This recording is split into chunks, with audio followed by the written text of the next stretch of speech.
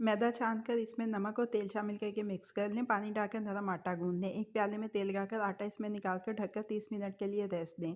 आटे को दोबारा से गूंद कर इसके छोटे छोटे पेड़े बना लें। इन पेड़ों से छोटी रोटियां बेल लें। एक रोटी के ऊपर तेल लगाकर दूसरी रोटी ऊपर रखें और सारी रोटियों के साथ यही अमल दोहराएं। मैदा छिड़क कर दोबारा से पतली रोटी बेल लें। गरम तवे के ऊपर चंद सेकंड के लिए पकाएं। साइड तब्दील करके ऊपर वाली रोटी उतार लें। यही अमल दोहराते जाएं। अब इन तैयार रोटियों को एक दूसरे के ऊपर नीचे रखकर 4 हिस्सों में तकसीम कर लें। रोल पट्टी तैयार है।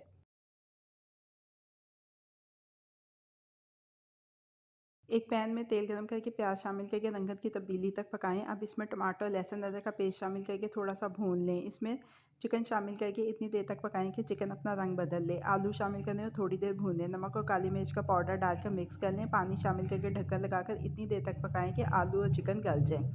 अब इसमें बंद गोभी, गाजर, उबले हुए मटर, चिली सॉस, सोया सॉस शामिल करके मिक्स कर लें। ढक्कन लगाकर 2-3 मिनट पकाएं। पानी को मुकम्मल तौर पर खुश्क करके सब्ज़ मिर्चें शामिल करें। चूल्हा बंद करके इसको ठंडा कर लें।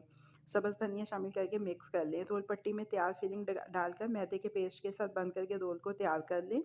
गरम तेल में फ्राई कर लें। किचन टॉवल पर निकाल लें। सर्विंग प्लेट में शिफ्ट करके टमाटो केचप के साथ अपने मज़ेदार स्प्रिंग रोल्स को सर्व करें।